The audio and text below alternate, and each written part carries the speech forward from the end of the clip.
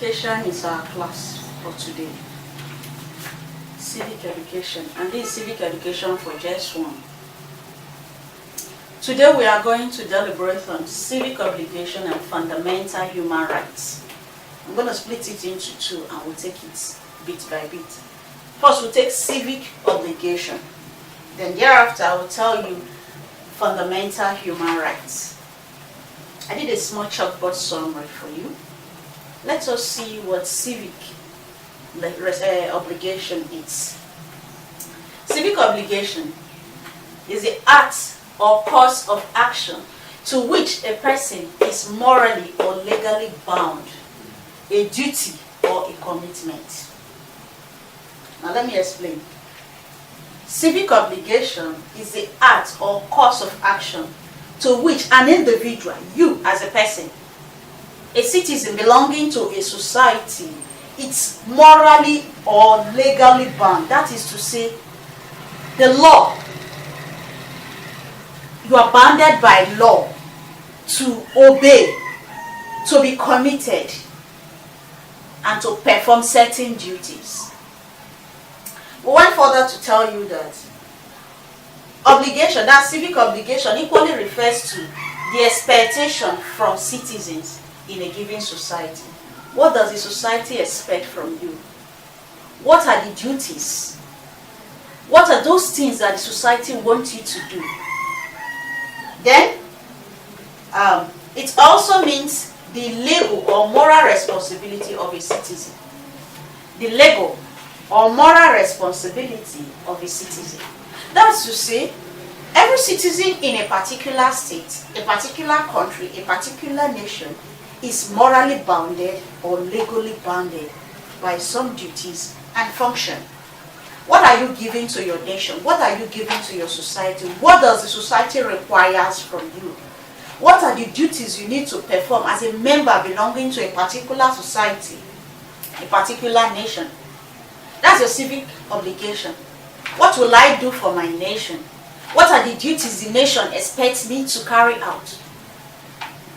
What are the moral behavior I have to put up to belong to this state, country, nation, cultural group that I found myself? And under this civic obligation, what is it that the state, the country requires of you? We're going to break it into two. We have economic or financial obligation that is required of you. Civic and political obligation that is required of you. Now what about the economic and financial obligation? Economic and financial obligation has to do with what are you going to contribute to the country economically to improve the well-being, the standard of living, the infrastructural development of the country or nation. Tax payment comes under this. Legalizing your businesses comes under this. So economically and financial obligation has to do with you contributing your financial quota. Your financial quota to make the country function effectively. Are you paying tax? Is your organization registered properly? Are you following organizational standard and regulation in order to produce your products? These are what is required. That's to say you are legally bounded and morally committed to doing this. Then the second one is your civic and political obligation. Under the civic and political obligation, it implies that you have to obey constituted authority. And you only have to vote during election. Obey the law of the land.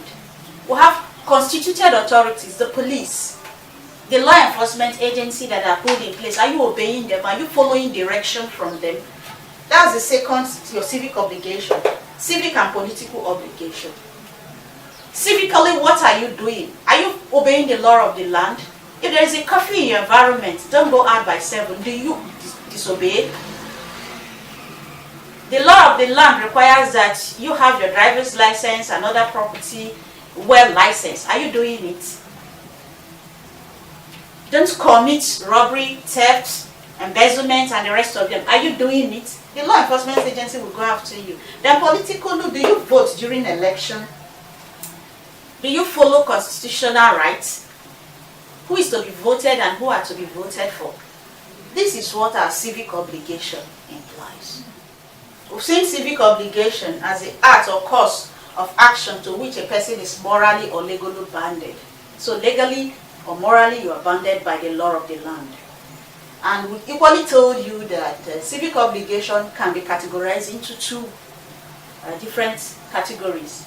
Your economic and financial obligation, then your civic and political obligation. Under your economic and financial obligation, you have to pay tax, you have to register your corporation very well, you have to follow the standard laws to get your produce out there, follow regulation when necessary for your product and for other things that needs to be ensured. Then for economic and political obligation, obey constituted authority, obey the law of the land, and then vote during election and make sure your right to vote is not restricted. Be a good citizen and live as a good citizen. Have good moral behavior. Follow the constituted authority. That way you are being a good citizen and you're following your civic obligation. Now let's see, what are your fundamental human rights? I've broken it down to two stages. Civic obligation. Now let's go to fundamental human rights. What are fundamental human rights? Human rights has been defined as the rights a person possesses. They are legal entitlement that every citizen should enjoy without fear or favor, without fear from the government, without fear of individual who will harass them. It is a right an individual have as because he is a human. He possesses this right because he is a human being that exists on this earth. He possesses those rights and nobody can interfere with those rights because it is a right that makes him happy, it is a right that makes him a human being, and it is a right that makes him an existing person. Every person has these rights.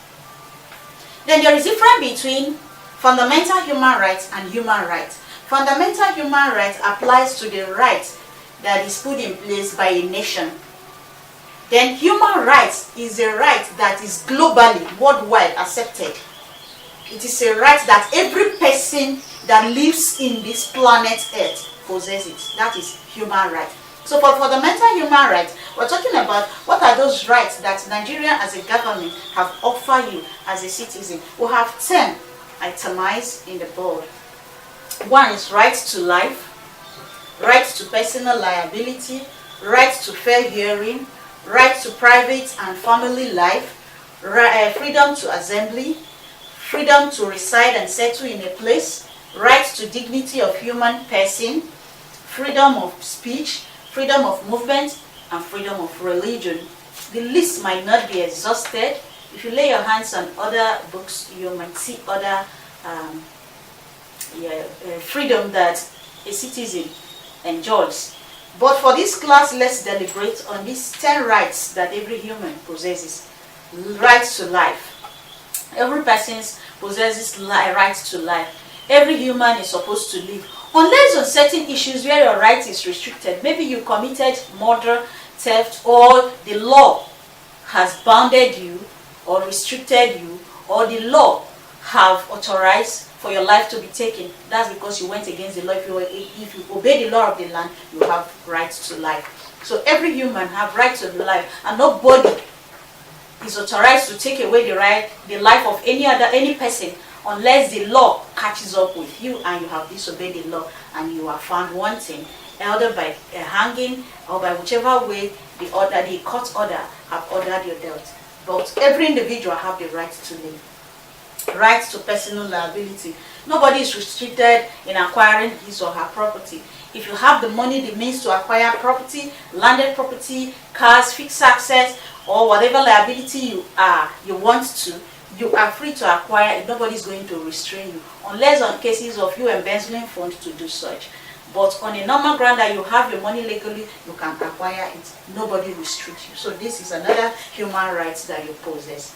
Then fair hearing. Everybody is expected to be heard in the court of law. If you have dispute, you have problem with anybody, you are supposed to be heard by the law. That's why we said the judiciary is the hope of the common man.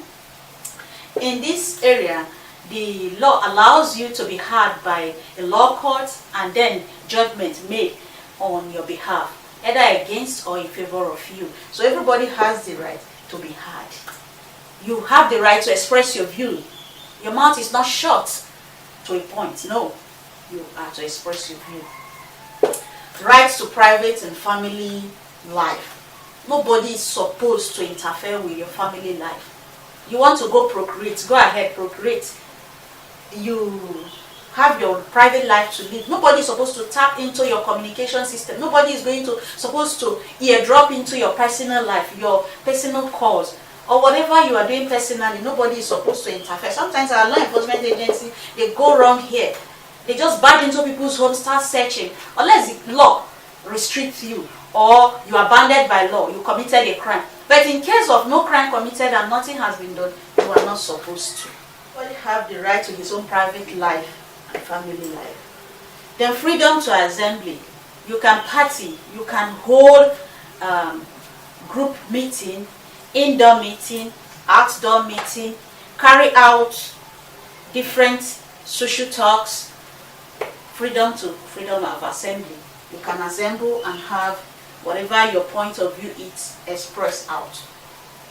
Freedom to reside and settle in a place. Nobody restricts you to stay in a particular place unless you are restricted by the law to be in a particular place. If not, ordinarily, you are not restricted to be in a particular place. You can relocate. You can go to other places to stay. You can decide to move anywhere. You have freedom to settle and go elsewhere. Now the next point is right to dignity of human person. So we have taken freedom to settle in a place. Then right to dignity of human person. Every person is dignified in his or her own way. Nobody should dehumanize any person in any way. Everybody is equal before the law. Everybody have the same equal rights as a human being.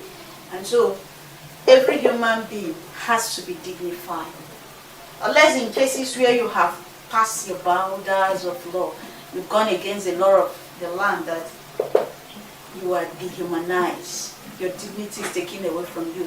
But in a resetting, every person have the right to human dignity. Everybody is to be dignified. Everybody is equal before the law of the land. Everybody is to be treated equally and fairly. Freedom of speech. Everybody is expected to earn his or her own view. You can criticize a politically, democratically elected government. You can air your view. You can carry out a peaceful demonstration.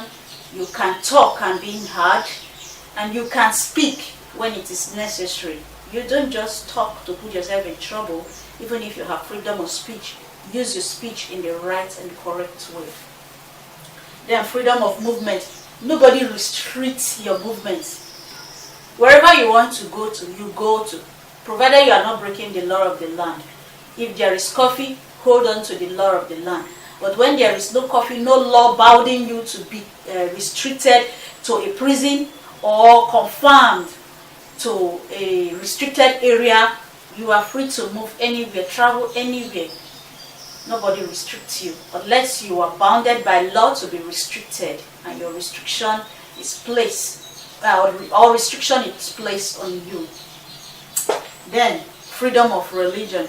Everybody have the freedom to worship whatever he wishes to worship and to congregate wherever he wishes to congregate. In Nigeria, we have freedom of religion. You can belong to any religious group, carry out your religious activity without being interfered with or without being harassed, provided it is within the borders of the law of the land. You are not doing anything lawful.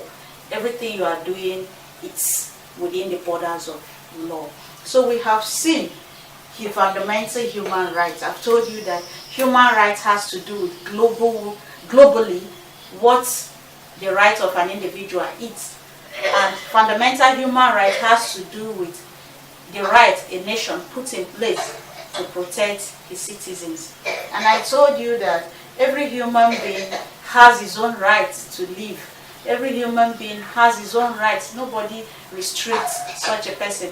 And human rights is a right of every citizen, every human being living, because the person is a human being, he possesses that right.